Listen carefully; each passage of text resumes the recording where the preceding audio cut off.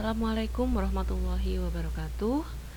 Selamat datang di kelas online kita hari ini, yang mana kita akan membahas kelanjutannya untuk bab 5, ukuran nilai pusat, di mana fokus pembahasannya adalah ukuran-ukuran yang lain. Ukuran-ukuran yang lainnya itu dibagi menjadi 2. Jadi kenapa kok judul babnya ukuran nilai pusat bagian 3, tapi ukuran-ukuran yang lain bagian 2? Karena separuh dari ukuran-ukuran yang lain sebenarnya sudah kita pelajari di pertemuan sebelumnya yang membahas mengenai fraktil. Kita sempat membahas ukuran letak, kan? Masih ingat? Apa saja? Iya. Jadi kita sudah sempat membahas mengenai kuartil, kemudian desil, dan juga persentil, ya. Jadi kita sudah membahas sebagian dari ukuran-ukuran yang lain selain dari sentral tendensi atau ukuran nilai pusat yang sebelumnya dijelaskan, min, median, modus. Nah, min ini kita sebenarnya mempelajari rata-rata, yang namanya rata-rata, atau banyak yang menyebutkan sebagai rata-rata aritmatik. Sedangkan ada lagi yang mirip tapi berbeda dengan rata-rata aritmatik itu tadi, yang kita sebut sebagai rata-rata ukur, atau bisa disebut sebagai rata-rata geometris. Ini digolongkan sebagai ukuran-ukuran yang lain selain rata-rata harmonis. Jadi kita akan ketemu 2 pembahasan di sini pada subbab ini, yaitu rata-rata geometris dan rata-rata harmonis.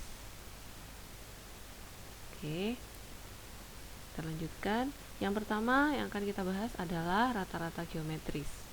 Rata-rata ukur atau rata-rata geometris adalah rata-rata yang diperoleh dengan cara mengalihkan semua data dalam suatu kelompok sampel. Kemudian data tersebut akan diakar pangkatkan dengan banyaknya n. Rata-rata geometrik ini sering digunakan untuk menghitung rata-rata tingkat perubahan, tingkat pertumbuhan atau rasio rata-rata untuk data berurutan tetap atau hampir tetap, atau untuk rata-rata kenaikan di dalam bentuk persentase. Ini yang pertama. Jadi rata-rata geometris itu akan dibagi menjadi 3 bagian sebenarnya di sini. 2 bagian besarnya adalah rata-rata geometris pada data tunggal dan pada data berkelompok. Ini yang pertama. Jadi sengaja dikode seperti ini, 1, supaya mudah nanti untuk mengingatnya.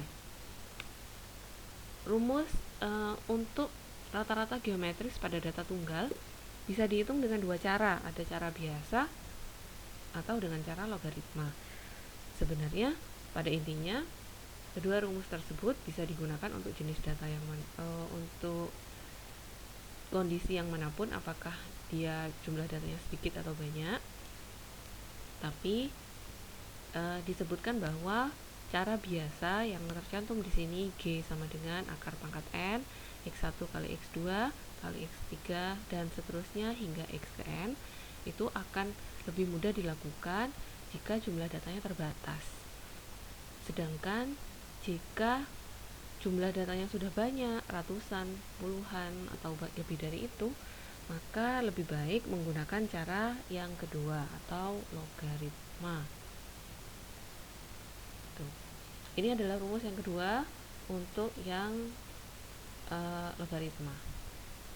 Masih untuk data tunggal. Oke, kita sekarang langsung ke contohnya saja.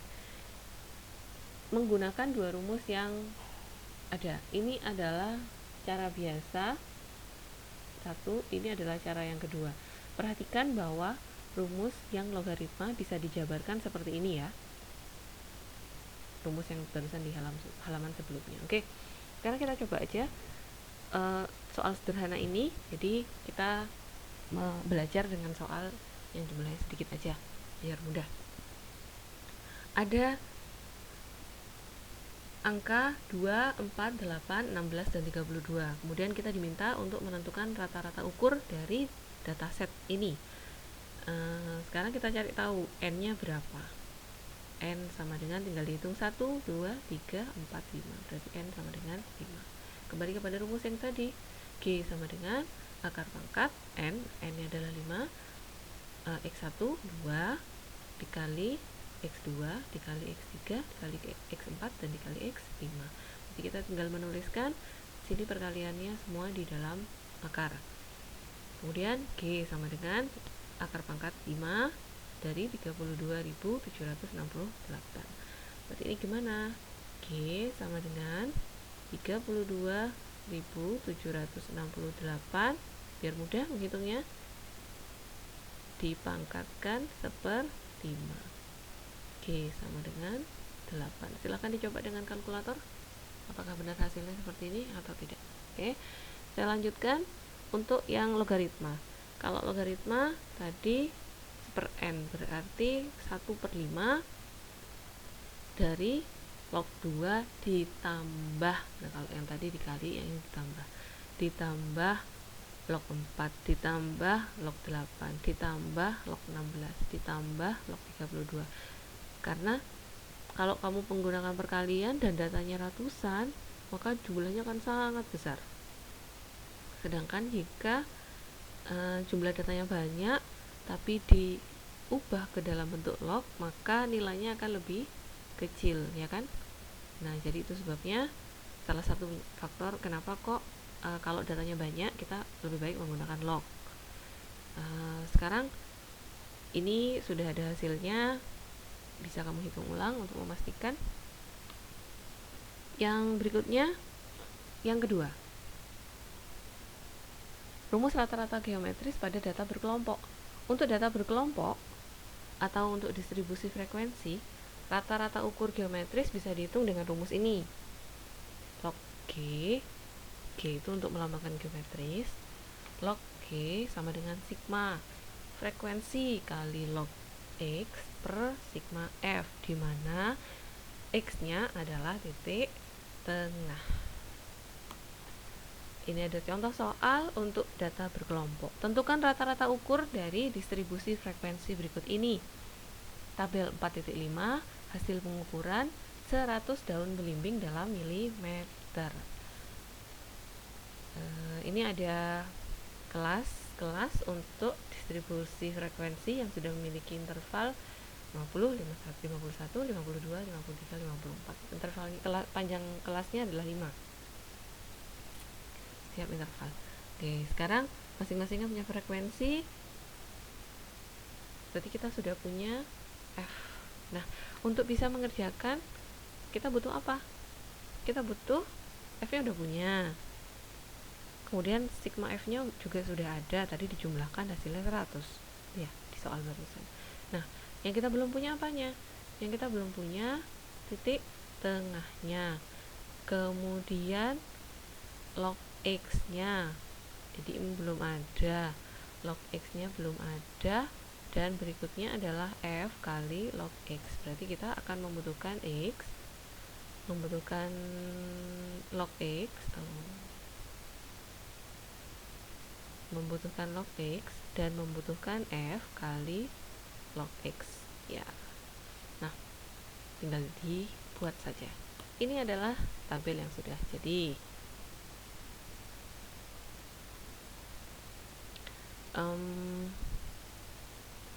X sekarang nilai tengah. Oke.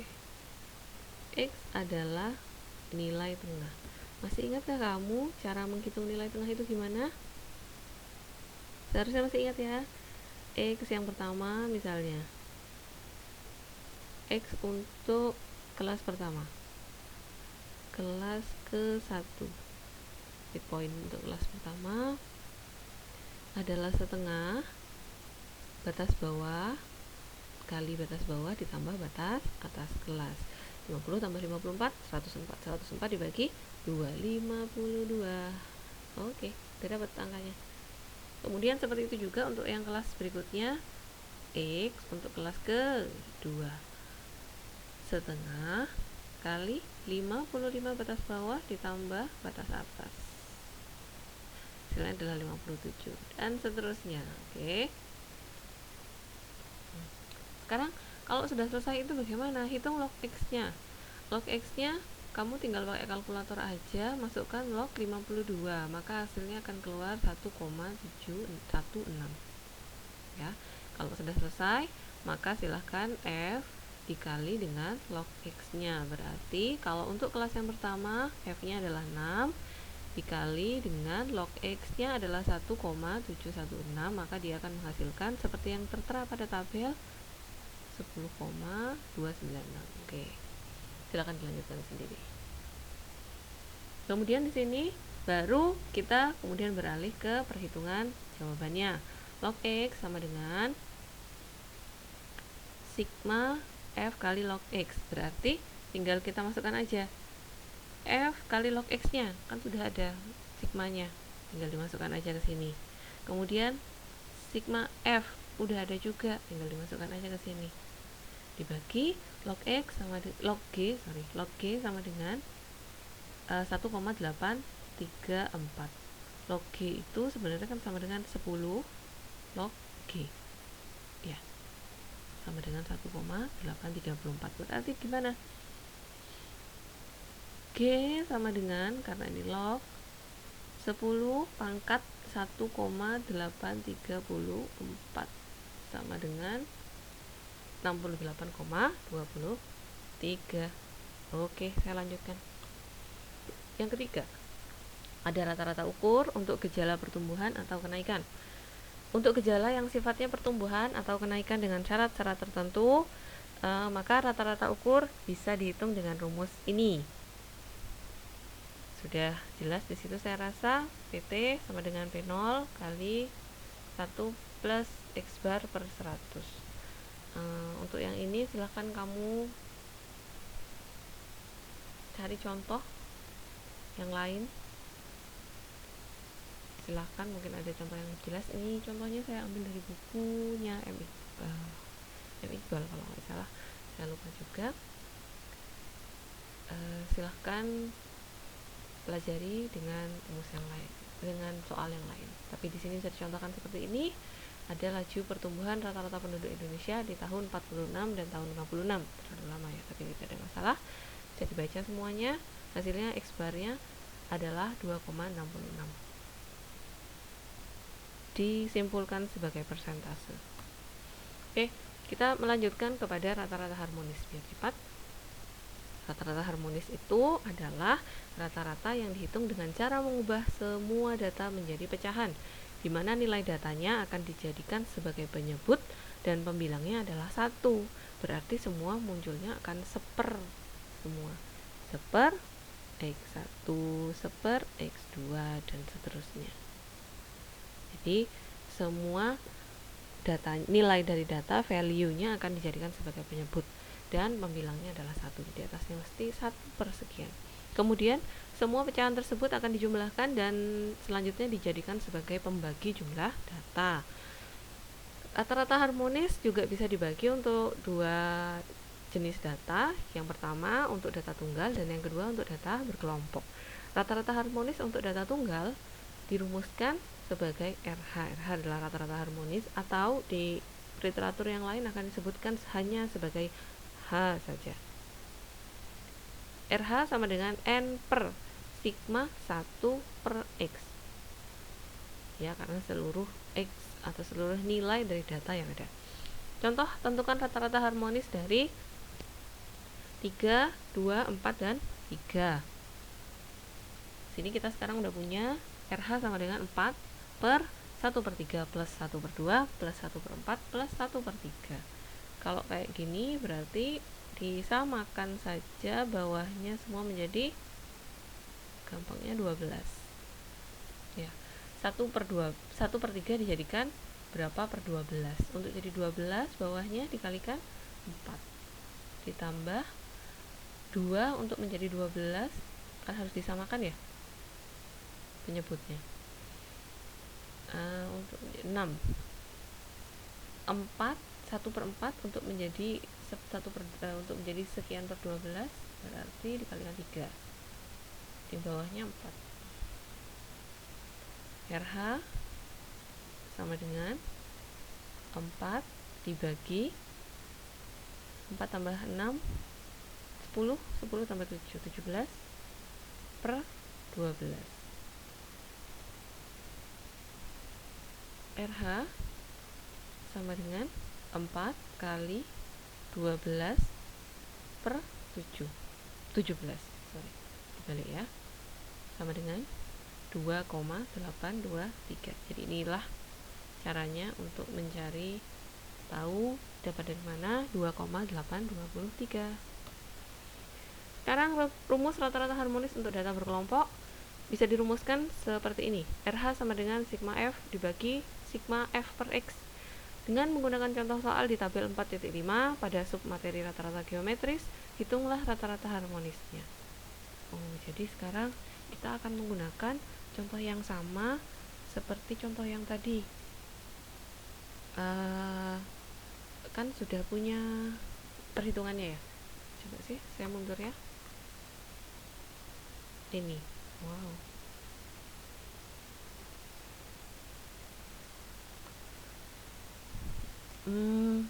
Yang kita butuhkan tadi untuk menghitung rata-rata harmonis berkelompok sigma F per X. F nya 100,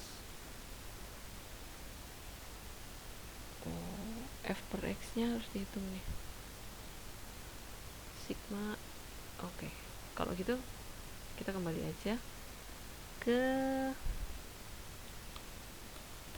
ini sebelumnya, seharusnya sudah ada tabel. Oke, udah ada tabel ya, saya lupa, bahkan saya sudah membuat ini, udah ngetik sendiri. Oke, X nya udah ada, F per X nya. Oke, biar gampang kita bikin tabel dulu. F bagi X, F bagi X, F bagi X, F bagi X, dan seterusnya, sehingga kita sudah mempunyai hasil secara mendetail satu persatu setiap kelas dan dijumlahkan. Ini adalah sigmanya, tinggal dibagi aja, selesai. Lebih mudah seperti itu. Oke, nah sekarang sebenarnya bedanya apa sih antara tiga rata-rata yang kita punya? Beda fungsi ya. Kalau tadi bisa menunjukkan pertumbuhan, itu adalah rata-rata geometris. Sekarang kalau kita mau menerapkan rata-rata aritmatik atau rata-rata harmonis, rata-rata harmonik, itu mana sih yang pas? Nah, lihat-lihat kondisinya. Kalau memang yang dihitung adalah kecepatan, misalnya salah satu fungsi dari rata-rata harmonis untuk menghitung data kecepatan, rata-rata dari kecepatan yang ada, lebih pas untuk menggunakan rata-rata harmonis dibanding menggunakan rata-rata biasa. Kenapa kok kayak gitu? Ini adalah ilustrasinya. Misalkan Alessa mengendarai mobil dari kota A ke kota B yang berjarak 60 km dengan kecepatan 60 km per jam. Jadi Alessa dari A ke B, jaraknya adalah 60 km, kecepatan dia adalah 60 km per jam. Kemudian si Alessa ini dari B kembali lagi ke A, jaraknya ya tetap 60 km, tapi dia mengendarai kendaraannya dengan kecepatan separuh dari yang tadi, 30 km per jam. Ya, sudah. Nah, kalau menggunakan rata-rata aritmatik, maka rata-rata aritmatik itu kan tinggal dibagi 2 saja. Berarti kalau n-nya n1, seluruh X kemudian dibagi dengan n. N-nya ada 2. Ini n yang pertama 60, dan yang n yang kedua adalah 30. Kemudian n-nya berarti totalnya ada 2. X-nya ini X, maaf ya. Ini X1, ini X2. Gini. Berarti X1 plus X2 dibagi N. dibagi N. X bar sama dengan 60 plus 30 per 2, 45 km per jam menurut versinya rata-rata aritmatik. Kemudian dikatakan di sini dia tidak bisa menggambarkan rata-rata yang sebenarnya, dan rata-rata ini dianggap bias. Tuh, kenapa kok bisa bias? Sebenarnya jarak perjalanan yang ditempuh Alessa itu adalah 120 km per jam. 60 km-nya berangkat, 60 km-nya pulang. Sama ya. Tapi waktu tempuh yang dibutuhkannya itu berbeda. Jadi kembali kepada yang tadi. Di sini karena kecepatannya 60 km per jam untuk 60 km, maka waktunya adalah 1 jam. Sedangkan ini karena kecepatannya separuhnya, maka dia butuh waktu 2 jam. Berarti kecepatan kan tidak sama, durasi waktunya tidak sama, kecepatan tidak sama, durasi waktunya tidak sama, meskipun jaraknya sebenarnya sama. Dengan demikian, kecepatannya sebenarnya itu adalah 120 km, 60 km pergi ditambah 60 km pulang dibagi dengan 3 jam. Bagi 3 jam karena tidak sama. Nah, ternyata sama dengan 40 km per jam. Nah, jadi ini sebenarnya hitungan matematisnya yang benar. Berarti ini sudah tidak cocok dengan yang rata-rata aritmatik. Tidak cocok, ya, tidak sesuai. Kecepatan mobil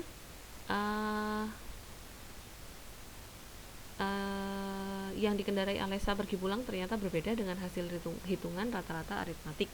Oleh karena itu, rata-rata aritmatik dianggap tidak tepat dalam estimasi rata-rata sebenarnya. Lalu bagaimana dengan rata-rata harmonik?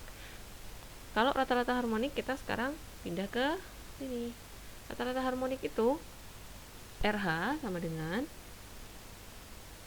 N-nya 2 dibagi 1 per X1 ditambah 1 per X2.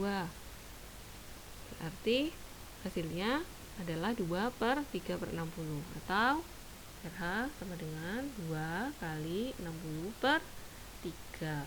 60 bagi 3 adalah 20. 20 kali 2 adalah 40. 40 hasilnya sama dengan ini. Nilai rata-rata harmonik ternyata sama dengan rata-rata sebenarnya, yaitu 40 km per jam. Jadi karena itu untuk kasus seperti ini rata-rata harmonik akan lebih tepat digunakan daripada rata-rata aritmatik. Jadi hanya bergantung kepada fungsi saja.